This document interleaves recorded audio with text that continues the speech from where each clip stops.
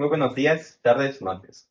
Hoy yo, Abraxas, Santiago, Gael, Desiree y Ramiro venimos a traerles a ustedes un podcast acerca de El laberinto de la soledad, libro de Octavio Paz. Por favor, disfruten.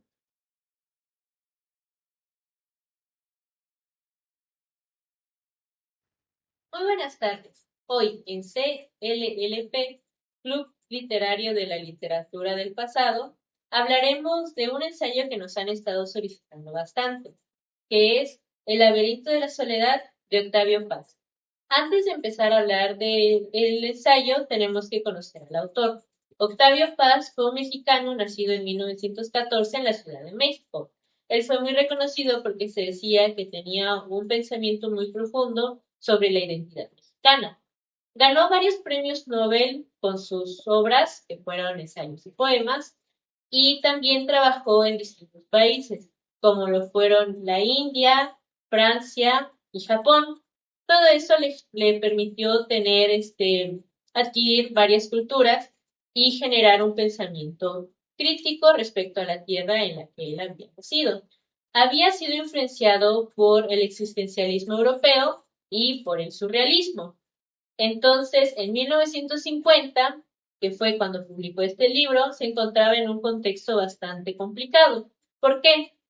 En México acababan de pasar lo que fueron el juarismo, el porfiriato y el maximato, y estaba empezando la Guerra Fría. Todo esto, junto con la urbanización y la industrialización que se estaban dando de forma muy rápida, le permitieron tener un contraste de cómo era la situación en México y cómo era la situación en los otros países, ya que precisamente en ese momento se encontraba trabajando en Francia.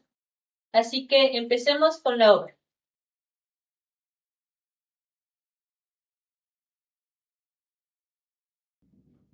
Octavio Paz menciona en su libro que el adolescente es un ser que no puede trascender su soledad, puesto que no tiene el trabajo o el juego para distraerse.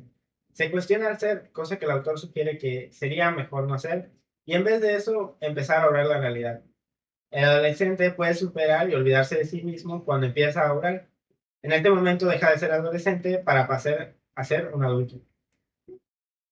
Bueno, pues eso es un punto bastante crítico, ya que pues eso es una tontería. El adolescente tiene que trabajar, ya que pues ese es su deber. Es una transición para hacerse hombre, para trascender a la vida adulta, dejar de hacer infantileces, tonterías, lo que un niño haría. Tiene que formarse ya desde una temprana edad para que así siga el camino que nosotros, nuestros abuelos, padres, etcétera, etcétera, antepasados incluso, han dejado un legado muy importante y esto lo tienen que seguir a mano dura, ya que así se tendrá una base social firme, estable. Pues a mí no me parece tanto esa opinión. Yo opino que el adolescente debería enfocarse más en trabajar y conocerse a sí mismo. Y una vez que el adolescente pueda llegar a comprenderse por completo, entonces pueda empezar a trabajar ahora sí de lo que le gusta y de lo que en verdad quiere ser, y no algo que la sociedad lo haya dictado o impulsado a hacer. La opinión del libro realmente es bastante existencialista porque plantea la madurez como el dejar de pensar en el yo y empezar a actuar. Pero esta es una visión bastante reduccionista porque no todos los adolescentes viven el conocerse a sí mismos de la misma forma, por lo que no puede existir una sola fórmula para descubrir cómo funcionar adecuadamente. Entonces considero que no es correcto.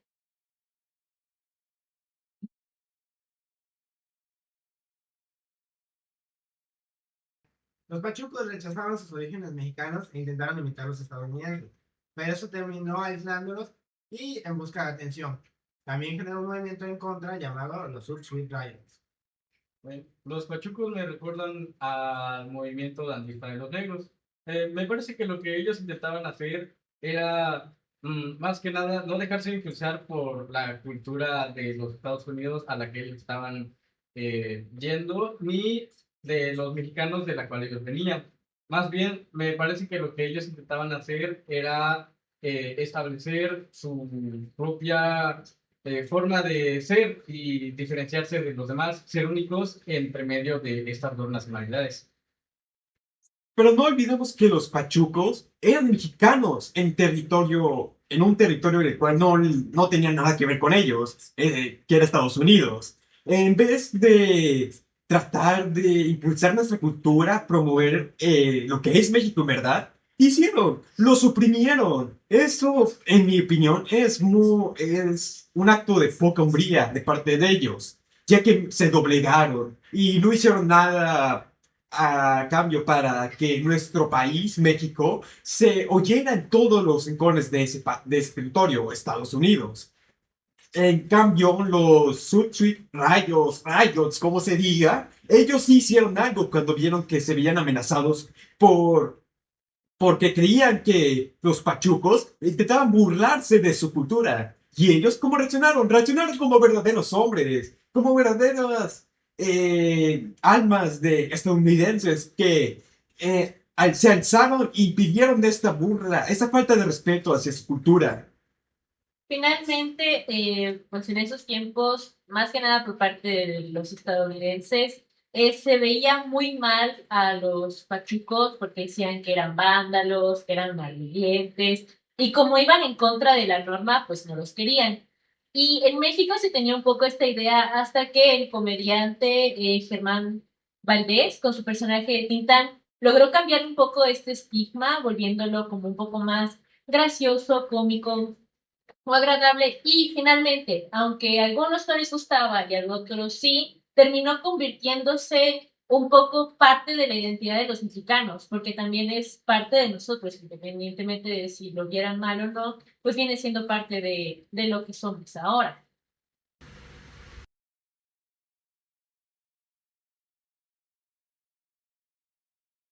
El ideal de la hombría es no doblegarse, no rajarse, estar protegido y cerrado, apegarse a las formalidades. El mexicano debe ser estoico e indiferente, y el amor es el único punto en el que puede rajarse.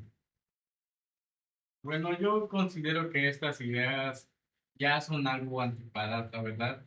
Nuestra sociedad actualmente no las considera completamente válidas y creo que hemos cambiado de ideas de pensamiento.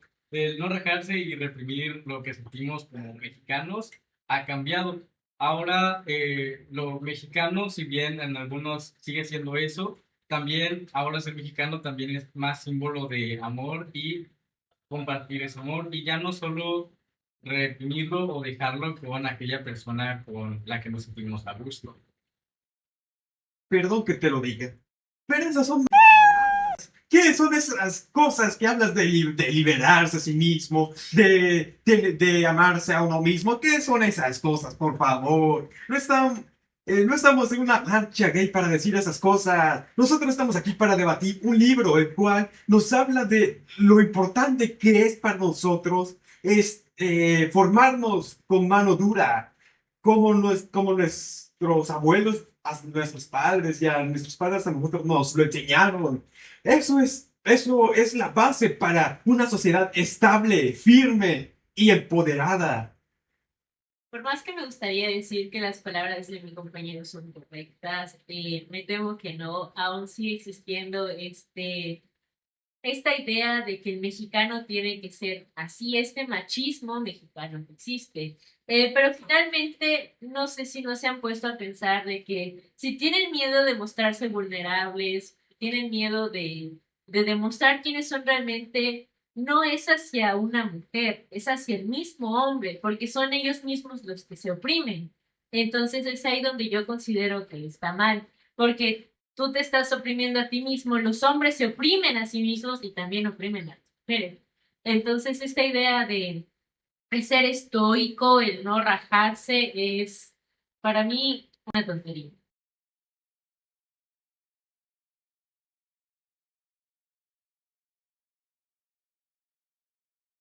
Ahora hablaremos de cómo el autor describe a Estados Unidos como un país lleno de eficacia y de precisión, de cómo el mundo fue construido por él y hecho a su imagen.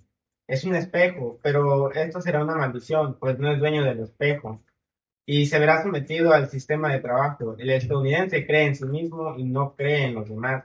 Es por eso que no importa qué tan mal se ponga, tratará de seguir con su estilo de vida. Esta visión durante este periodo de tiempo puede darse por la Guerra Fría. El país cerraba sus propias visiones y rechazaba todo lo nuevo por miedo. Y cito, y no terminan aquí nuestras diferencias. Ellos son crédulos, nosotros creyentes. Aman los cuentos de hadas y las historias policíacas. Nosotros los mitos y las leyendas. Los mexicanos mienten por fantasía, por desesperación o para superar su vida sórdida. Ellos no mienten, pero sustituyen la verdad verdadera, que es siempre desagradable, por una verdad social. Nos emborrachamos para confesarnos, ellos para olvidarse. Son optimistas, nosotros nihilistas. Solo que nuestro nihilismo no es intelectual, sino una reacción instintiva. Por lo tanto, es irrefutable. Los mexicanos son desconfiados, ellos abiertos. Nosotros somos tristes y sarcásticos, ellos alegres y humorísticos. Los norteamericanos quieren comprender, nosotros contemplar. Son activos, nosotros quietistas. Disfrutamos de nuestras llagas como ellos de sus inventos. Creen en la higiene, en la salud, en el trabajo, en la felicidad. Pero tal vez no conocen la verdadera alegría, que es una embriaguez y un torbellino. En el alarido de la noche de fiesta, nuestra voz estalla en luces y vida y muerte se confunden. Su vitalidad se petrifica en una sonrisa, niega la vejez y la muerte, pero inmoviliza la vida. Bueno, esta parte del libro me intrigó, ya que pues por primera vez en todo el libro veo que el autor nos retrata como unos vagos, unos humorísticos que se la viven pasando la vida sin preocupaciones, centrándose más en vivir una vida feliz sin enfrentar una dura realidad mientras que nosotros nos mentimos a nosotros mismos. Esto pues no me pareció muy justo, ya que pues mientras a nosotros nos retrata, como anteriormente dije, a los estadounidenses los pone en lo alto de la cima, como unos analíticos, inteligentes, que se la viven toda la vida en paz, consigo mismos, y esto pues no es realmente así, ya que pues nosotros los mexicanos también podemos hacer lo que ellos hacen, podemos llegar a ser incluso mejores, pero esto pues me decepcionó bastante viniendo del autor. Bueno, pues en mi opinión, mm, puede ser que sí haya tomado un lado preferencial hacia los estadounidenses, pero no tenemos por qué tomarnos lo personal. México siempre ha sido un país muy conservador y yo creo que quiso poner a los estadounidenses como ejemplo o en el pedestal que mencionas para crear una conciencia, ¿no? Instar a un cambio a los mexicanos, a que dejemos de tener un estilo de vida tan relajado y flojo, por así decirlo, y concentrarnos en mejorar a nosotros mismos como ciudadanos, como cultura, por así decirlo. No hay que tomar esto como una preferencia a los Estados Unidos, sino más bien como un intento de crítica constructiva para mejorar a nosotros mismos como mexicanos. Si bien es cierto que se habla sobre lo muy eficiente que son los estadounidenses, lo centrados que son y lo bien que trabajan, me parece que es importante también pensar el hecho de que si tú llevas una vida tan centrada, tan presionada, tan estricta, podría llegar a ser bastante complicado, porque no creo que sea bueno para nadie vivir bajo tanta presión, bajo un día repetitivo, hacer lo mismo todos los días, algo bastante cansado. Eso, y con el hecho de que, pues, finalmente, ¿cómo decirlo? Estados Unidos es un país muy grande, hay muchas personas ahí, y el hecho de que el autor diga que todos los estadounidenses son de una sola forma es muy reduccionista porque son personas. Y independientemente del lugar donde sean, no quiere decir que todos sean iguales y puede que cada uno sea diferente y no creo que todos sean tan centrados o tan egoístas como él lo dice.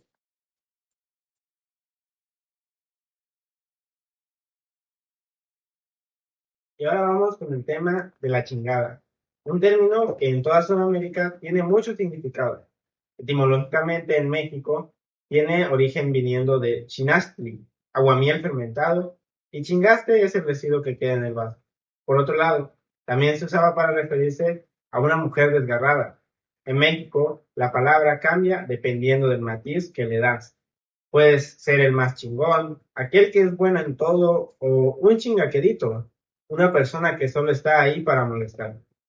Por otro lado, para la frase "los hijos de la chingada", se refiere a los hijos de la desgarrada por la fuerza, y su contrario a esto es la receptividad pura, y los beneficios que produce son del mismo orden: consuela, serena, aquieta, enjuga las lágrimas y calma las pasiones.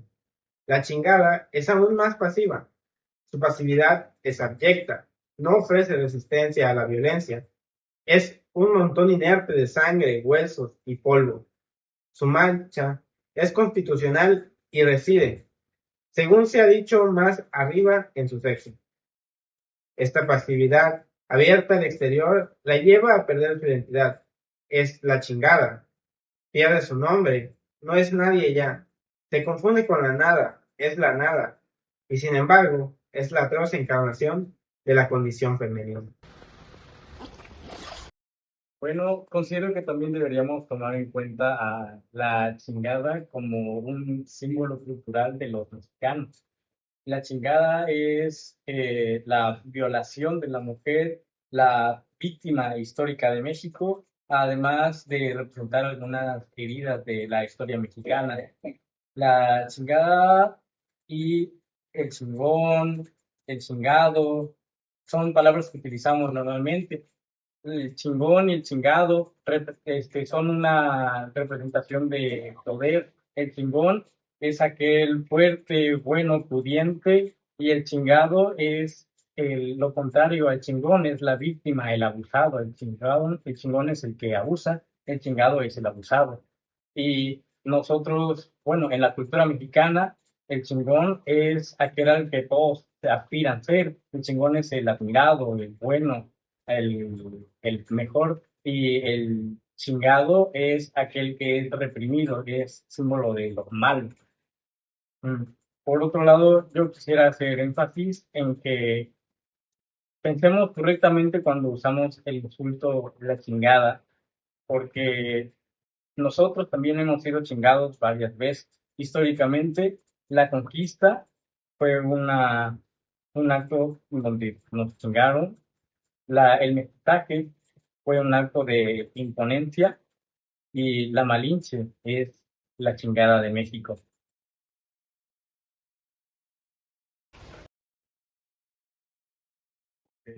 En primeras, te faltó comentar algo importante. Chingar también se puede significar rajar, o sea, hacer que chingas a alguien más, que rajas a alguien más. Esto puede ser tanto molesto o incómodo para la otra persona. Aunque si bien, para mi opinión, esto se está generalizando en estos días, ya que pues nació primeramente pues como un juego, no tanto como un insulto, sino como una forma de expresarse más bien. Pero sin embargo, como sabemos, en estos tiempos ya todos se quejan de todo, le encuentran de todo, y eso, pues, a mi parecer, te hace poco hombre de lo que eres. Y pues mírate cómo estás vestido. Hablas de las generalizaciones, de los nuevos conceptos que se crean día tras día y pues que la gente de mi edad no entiende. Eso pues se me hace una falta de respeto y muy poco hombre de tu parte, ya que pues principalmente un hombre de verdad tiene que vestirse formalmente, un saco, preferiblemente un sombrero, boina como la esta, o imponerse ante los demás, ser firme, ser fuerte. Eh, Esto también, en parte estoy de acuerdo contigo, ya que pues las mujeres en aquel entonces eran tratadas como objetos, no tenían algún valor, y pues en cierta parte estaba mal. Sin embargo, es el punto en el que me estás dando a mí, no me termina de convencer del todo. Esta parte del libro me parece una muy interesante, ya que ha sido muy resaltada por la crudeza en la cual se escribe. redactada, lo dice sin pudor, describe estos actos sin avergonzarse de aquello.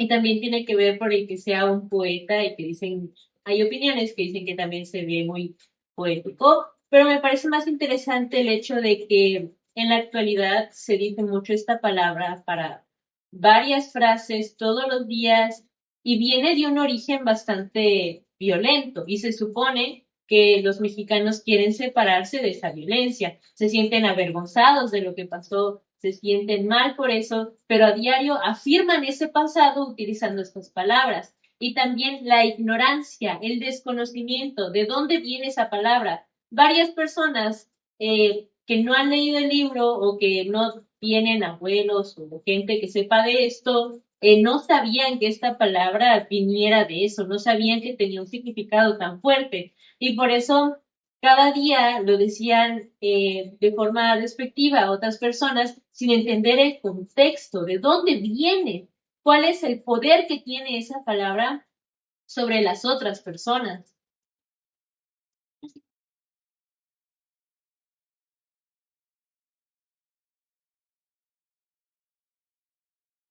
Por último, daré la conclusión que tuvimos sobre este libro.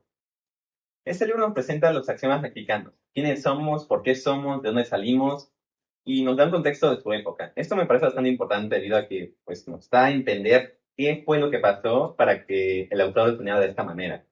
El libro lo tengo aquí impreso y fue una lectura bastante enriquecedora, me gustó bastante el libro.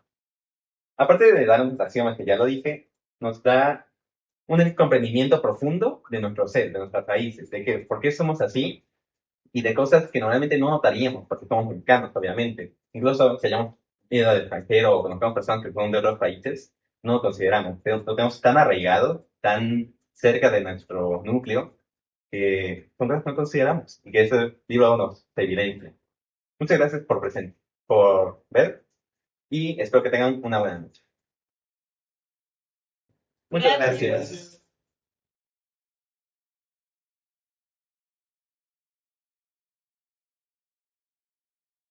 Pues mira cómo estás vestido.